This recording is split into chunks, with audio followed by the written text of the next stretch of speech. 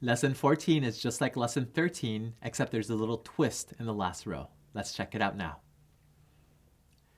The directions, once again, were to verbally and instantly say whether each problem is a Notre Dame or a Double Dutch problem, and whether to use GCF or LCM. Let's do Notre Dame or Double Dutch first. So here we have Notre Dame, Double Dutch, Notre Dame, Double Dutch, and so on. For the next part, GCF or LCM, here we use GCF, LCM, GCF, LCM, and so on. The twist comes in the last row, and this is what it looks like. So students have never seen a problem like this before, but it's similar to something that they've done in the past. These are the three numbers that they'll be working with. 8 is a denominator, 5 is a denominator, and 4 is a denominator. So it looks most like a Double Dutch problem, and that means we're still going to use the LCM, even though there are 3 fractions instead of only 2. The magic question and the shortcut still apply in this situation. Let's start with the magic question.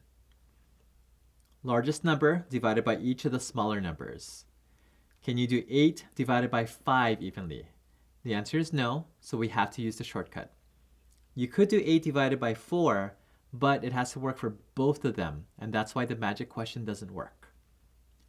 So for the shortcut, don't count by 8 and count by 5 and count by 4. Only count by the largest number, which is 8. So let's start doing that. Here we have 8 and stop. Can you do 8 divided by 5 evenly? The answer is no, so we have to keep counting by 8. Can you do 16 divided by 5? Answer is no. Keep going. Next, 24 divided by 5. No, so we have to keep going. Again, you can do 24 divided by 4, but it has to work for both. Next is 32. 32 divided by 5. Answer is no. Keep going. Here we have 40. Can you do 40 divided by 5 evenly? Yes. How about 40 divided by 4? And that works as well. Circle and star. 40 is our lowest common multiple. So let's rewrite this problem. We have blank over 40 plus blank over 40 plus blank over 40. How do we get from 8 to 40? We multiply by 5. Do the same thing in the numerator. How do you get from 5 to 40? And that's multiplied by 8. How do we get from 4 to 40? And that's multiplied by 10. Do the same thing in the numerator. Now everything is just simple multiplication problems.